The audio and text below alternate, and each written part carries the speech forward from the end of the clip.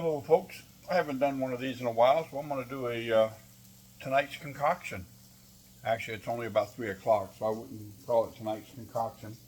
I actually threw the can away. Didn't mean to.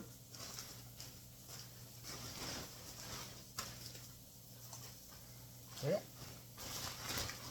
Anyway, tonight's concoction is a can of mixed chili beans.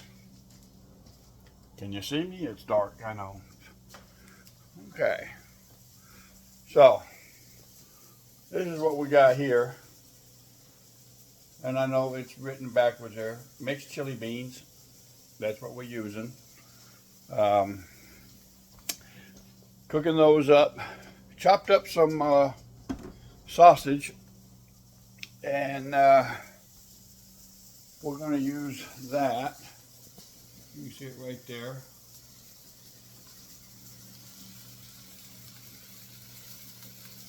So we're going to get those browned up on both sides. Then we're going to throw them in with the beans. Oh, beans are boiling. Whoops, up. Let me get this turned around. There we go.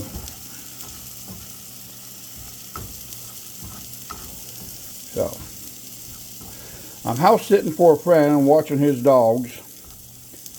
So, he was supposed to be back today, but he changed his mind. He won't be back until Sunday. Today is Friday. So I'm just trying to make do with some stuff I have here. And there's the 2 dogs I'm watching right there. They're watching me. So it is what it is. I'll bring y'all back in a second. Alright, so usually we're trying to get the black on them. Makes them taste really good. Some people don't like that. Some of us do. I'm going to shut these beans off. So as soon as I get those ready, I will add them in with the beans. Be back in a minute. And there we go, folks. We got the beans, the sausage. I had the other part of that sausage for breakfast, so it's pretty good sausage.